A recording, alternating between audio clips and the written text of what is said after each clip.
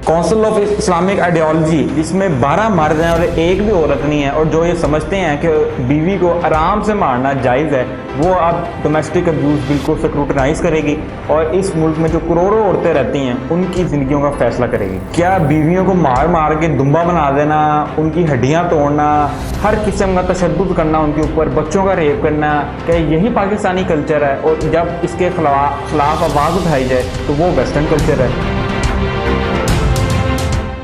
अस्सलाम वालेकुम, the weekly show में आप सबको खुश आमदीद। नाज़रीन, अप्रैल के महीने में ह्यूमन राइट्स मिनिस्टर शिरीन मिज़ारी ने एक बिल जो है वो टेबल किया जिसका नाम था डोमेस्टिक अब्यूज़ बिल। इसके नाम से ही वाज़ेह है कि पाकिस्तान में जो एक बहुत बड़ा मसला है औरतों के साथ, शादीशुदा औरतों के साथ जिस तरह उनको घरों में मारा पीटा जाता है, उस हवाले से उसको एड्रेस करने के लिए बिल पेश किया गया, जो कि असेंबली ने यूनानिमसली अपोजिशन ने भी मिलकर वो पास कर लिया।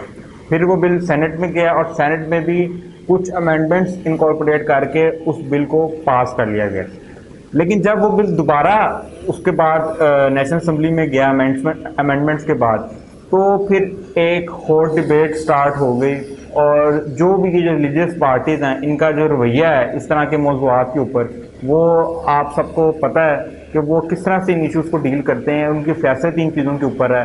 वो उन्होंने हमेशा औरतों के मसाइल में जो अपना उनकी जो मिसोजिनिस्टिक शोविनिस्टिक अप्रोच है उसको सामने लेके आते हैं, और उन्होंने ये मुतालबा किया कि ये जो बिल है ये अन इस्लामिक है, इस वजह से इसको काउंसिल ऑफ जो इस्लामिक आइडियोलॉजी है वहाँ रेफ़र कर दिया जाए।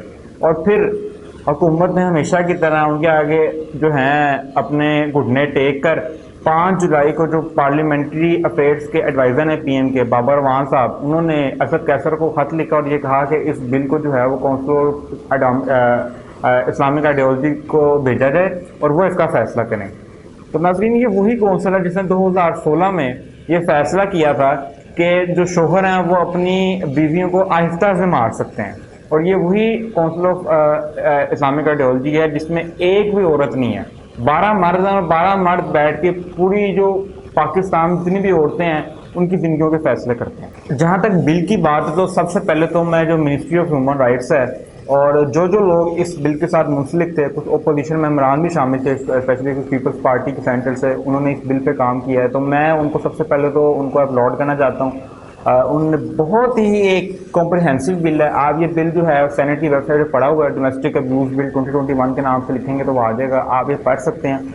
इंतहाई कॉम्प्रिहेंसिव बिल है, हर चीज़ को इसमें कैटर किया गया है। डोमेस्टिक अब्यूज़ की जहाँ बात है तो वहाँ पे psychological abuse, physical abuse, emotional abuse, यहाँ तक इकोनॉमिक अब्यूज़ की क्या डेफिनेशन हैं और उनको भी इन्होंने इस बिल के अंदर इनकॉर्पोरेट किया है। और सबसे जो अहम बात है जो क्रिटिक्स हैं वो ये कह रहे हैं कि डोमेस्टिक अब्यूज़ को बताया नहीं गया क्या होता है, तो इस बिल में ये भी बताया गया, इसमें कुछ 6-7 चीज़ें बताई गई हैं और ये कहा गया कि ये सब चीज़ें जो हैं वो डोमेस्टिक अब्यूज़ के अंदर आती हैं। सबसे पहले ये बताया गया कि थ्रेट्स ऑफ डिवोर्स और सेकंड मैरिज, जो कि अमूमी तौर पर जो खामन हज़रात हैं वो बीवियों को देते रहते हैं हर आए दिन, तो ये भी डोमेस्टिक वायलेंस की एक शक्ल है। उसके अलावा ये बताया गया कि इन्वेजन ऑफ प्राइवेसी, यानी कि अगर बीवी की जो उसकी प्राइवेसी है उसको इन्वेड करने की कोशिश की गई है तो ये भी डोमेस्टिक वायलेंस की ही एक शक्ल है। उसको इंसल्ट किया गया है, ये भी डोमेस्टिक वायलेंस है। उसके अलावा उसको अगर थ्रेट किया गया किसी भी फिजिकल पेन की तरफ तो ये भी एक डोमेस्टिक वायलेंस की शक्ल है। उसके अलावा अगर उसकी कैरेक्टर असैसिनेशन की गई है ये भी डोमेस्टिक वायलेंस है। उसके अलावा अगर आप उनको स्टॉक कर रहे हैं या हैरेस कर रहे हैं तो ये भी डोमेस्टिक वायलेंस की शक्ल है। और सबसे आखिर में एक बड़ी अहम बात की है, क्योंकि इसके भी केसेस पाकिस्तान में सामने आए हैं, और वो ये है कि अगर आप अपनी बीवी को फोर्स कर रही हैं, कंपेल कर रहे हैं कि वो किसी दूसरे शख्स के साथ जो है वो सेक्सुअल इंटरकोर्स करें, तो ये भी एक डोमेस्टिक वायलेंस की शक्ल है। इस बिल में फर्दर ये कहा गया है कि अगर कोई औरत केस करती है डोमेस्टिक अब्यूज़ का तो उसको उसके घर से नहीं निकाला जा सकता। वहाँ पे भी जो शेल्टर की जो प्रोटेक्शन है वो ये बिल औरत को देता है, जो कि बहुत अच्छी बात है, क्योंकि अक्सर केसेस में देखा जाता है कि जब डोमेस्टिक अब्यूज़ के ऊपर औरत आवाज़ उठाती है तो उसको उसके घर से निकाल दिया जाता है। यहाँ पे भी ये बिल कहता है कि उसको के घर से नहीं निकाला जा सकता। इवन अगर वो घर ऑन नहीं भी करती फिर भी उस घर का कुछ पोर्शन जो है वो जो प्रोटेक्शन ऑफिसर है वो मुतय्यन करेगा और वहाँ पे वो उसको रहने की इजाज़त दी जाएगी। उसके अलावा ये भी कहा गया है कि इस जब भी इसकी कोई भी कंप्लेन आएगी तो 90 डेज़ के अंदर, यानी कि 3 महीनों के अंदर इन केसेस का फैसला करना लाजमी है।